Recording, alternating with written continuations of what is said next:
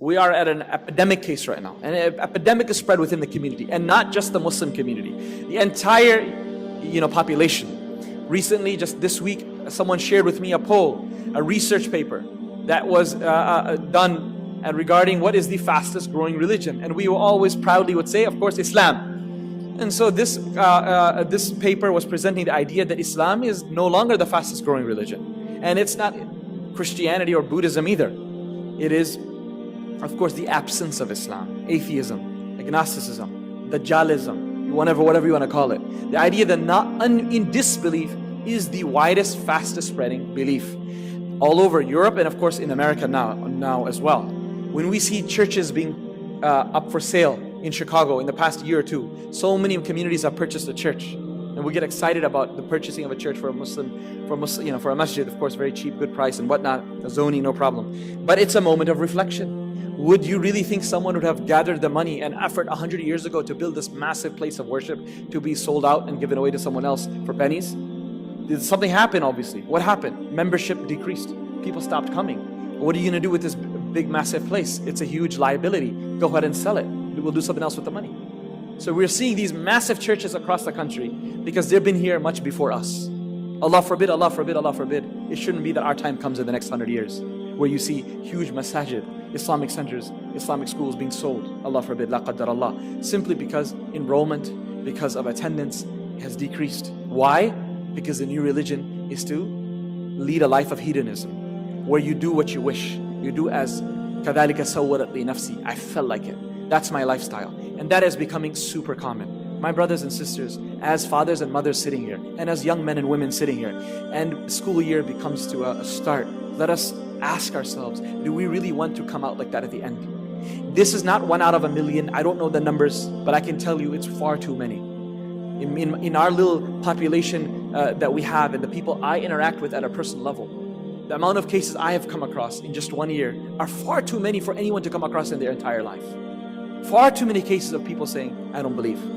And they are coming out from the other end, whether that is any type of education out there, high school, college, and unfortunately I must say, even if it's coming through an Islamic school, or even at times having a background in a hifz school. Regardless of that, that is a problem that we're noticing. So where's the solution? We have to have a multi-pronged approach to it, and there's not one solution can we give for every single family. Every single family, every single community has to look within themselves and try to find solutions that are best suited for them.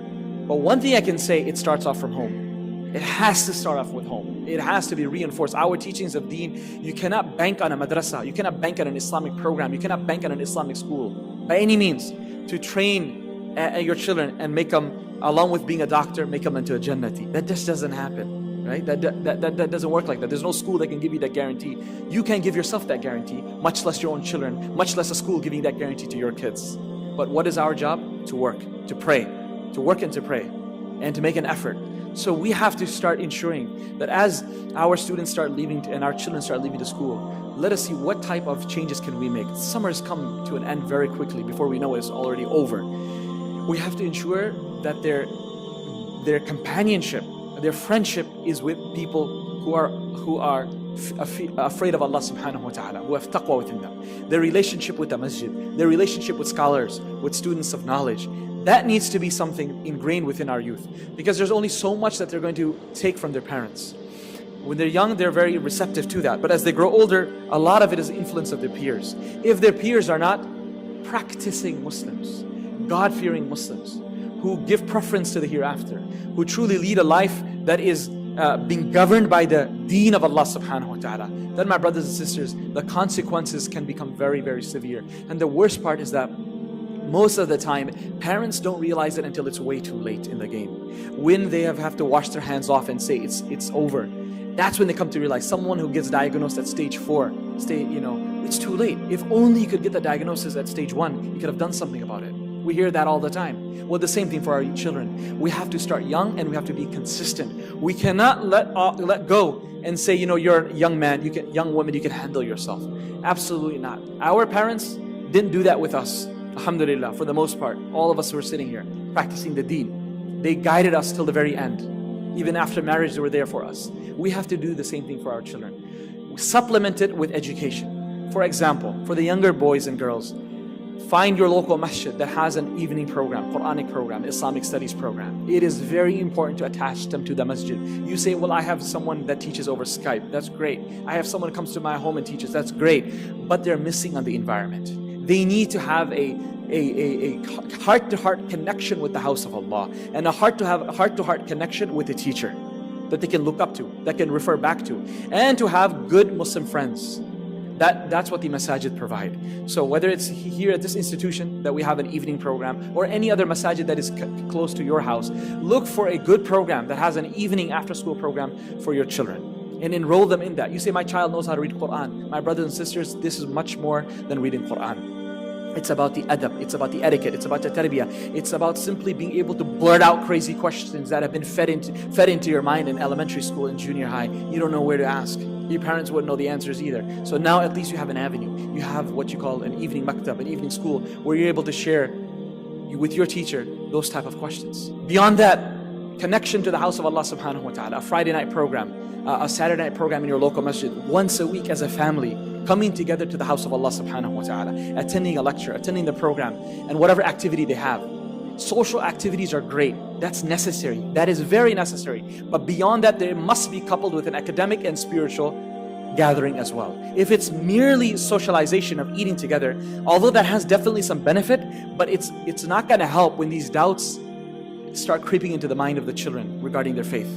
That socialization will not help to that level. It needs to be coupled with an academic environment where people are able to freely ask questions about their faith, about Allah subhanahu wa ta'ala, about the Prophet sallallahu alaihi wasallam. So I would recommend that you choose a day of the week to bring them to a program.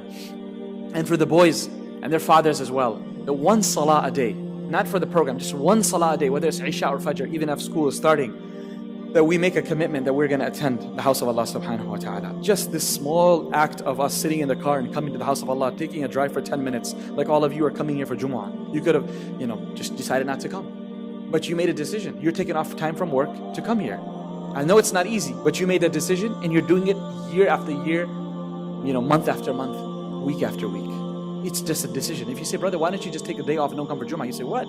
I'm a Muslim, I wouldn't do that. Well, that's the same thing. If you make a decision that I am going to pray one salah in the masjid because I need it and my children need it, Allah will make it easy for you. Once you get into the rhythm, it will be a no-brainer. It will just flow. Make it a habit in our home that we will come for Salat al-Isha, come for Fajr, whether you have a musalla, a masjid, whatnot. Staying connected to the house of Allah subhanahu wa ta'ala is of utmost importance. When you notice changes in your children, in the behavior, I don't want to pray.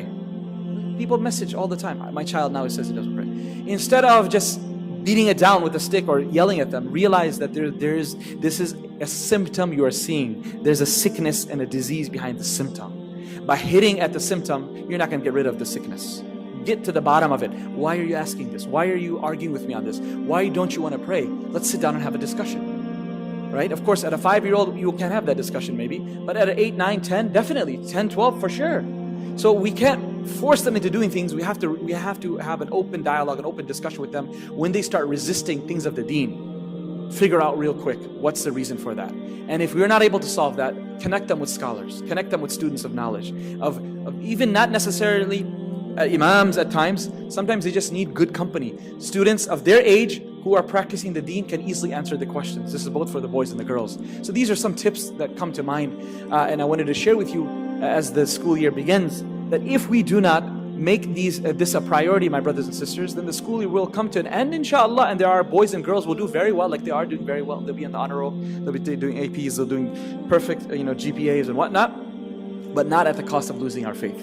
Not at the cost of joining the fastest growing religion of atheism, agnosticism, hedonism, and whatnot. I pray to Allah subhanahu wa ta'ala that He protects us, our youth, our generations from having doubts in our faith, and He allows us as parents to not neglect our children when it comes to educating them Islamically. Just like we're taking care of their other needs, I pray and I hope to Allah that He grants us the understanding of the importance of giving them a proper Islamic upbringing and providing for them in a proper Islamic environment where they can thrive in every sense. وآخر دعوانا الحمد لله رب العالمين.